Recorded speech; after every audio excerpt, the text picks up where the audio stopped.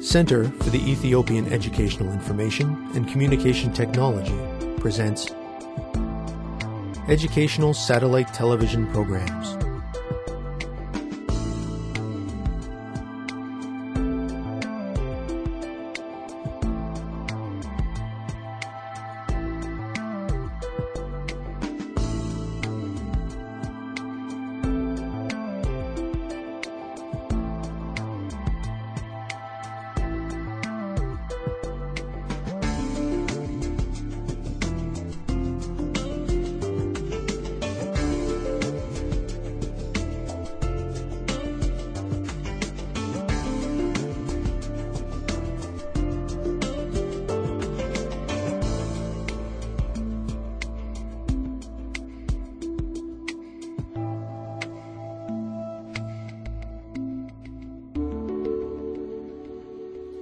Hello, teacher.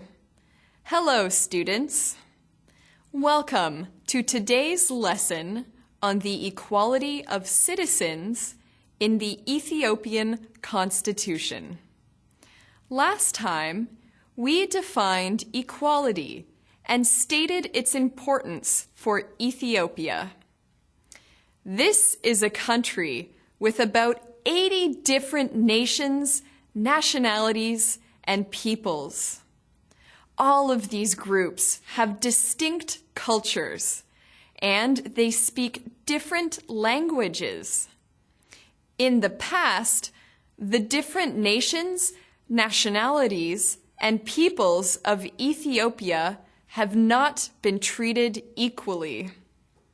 This has led to disempowerment, resentment, and rebellion. The Constitution of the Federal Democratic Republic of Ethiopia states that all citizens share the same rights and are equal under the law. In this lesson, we will turn our attention to the importance of equal economic opportunities for the peoples of Ethiopia. Are you ready to begin, students? Please have your materials ready for taking notes. Equality means that citizens have equal access to resources and opportunities such as education. Students, think of specific examples of resources or opportunities that you share with your classmates. Please write them down now. Students, let's get ready. Begin.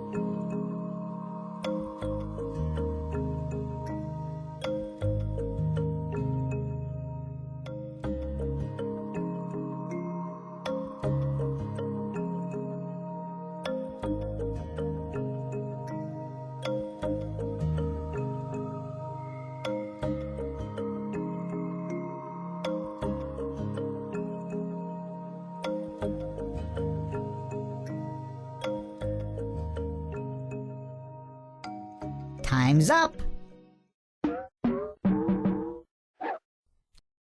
Let's get back to our lesson. Thank you for your participation in this activity. Students, I am interested to know what examples of shared resources or opportunities you named. As students, you share equal resources with your classmates, such as the school library for studying, or school property for playing games like football. You have equal opportunities as well, such as the opportunity to vote and be elected as a class representative, or the opportunity to get help from teacher. Just as you share equal resources and opportunities with your classmates, so too all citizens have equal political and economic opportunities under the FDRE Constitution. All citizens can participate in politics and in economic activities, free from discrimination based on religion, language, gender, or cultural differences. Let us turn our attention to the necessity for equal economic opportunities. Students, what do you think it means to share equal opportunities for economic success? Please, write your answers down. Students, let's get ready. Begin.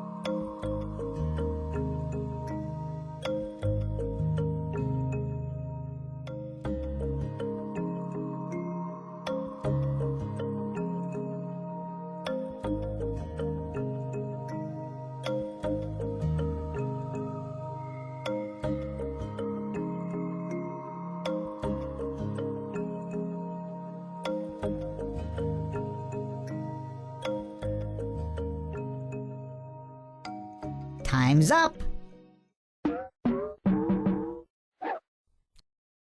Let's get back to our lesson. Welcome back, everyone. Sharing equal economic opportunities does not mean that everyone will have the same amount of wealth. Rather, it means that you and your fellow citizens share the same options for engaging in economic activities, such as buying or selling, working for wages, saving, and entering into contract. It also means that you have the right to expect to be paid the same amount for your work as others. Sometimes women are paid less money for their work than men. This is not equal treatment, and it means that women are economically unequal to men.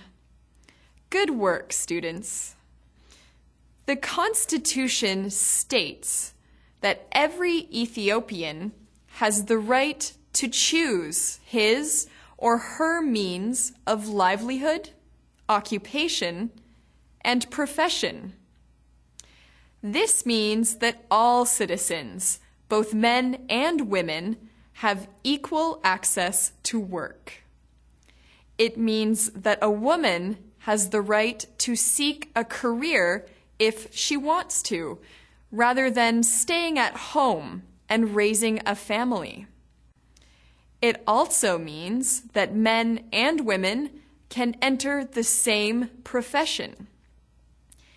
People should not be chosen for their positions based on their culture, language, race, religion, or gender. Rather, Ethiopians should be selected for their jobs based on their education, experience, and expertise. Sometimes expectations are placed on us based on our family history, our gender, or our culture.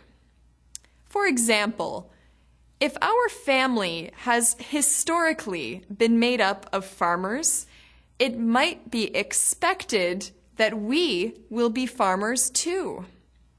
However, if we want to become doctors, nurses, teachers, or police officers, the Constitution states that we have the right to make this choice. All citizens have the right to own property and dispose of it. This means that you can own a house and sell it if you wish. You have the right to acquire other forms of property, such as clothing, appliances, and so on. The Constitution also states that all citizens have the right to enter into contracts for work. All citizens have the right to equal payment with others with similar ability, education, and work. Students, the Constitution ensures that you have equal economic opportunities. Your potential for economic success depends upon your choices. What are some factors influencing your choices that do not involve your constitutional right to equality? Please think carefully before you write down your answers. Students, let's get ready. Begin.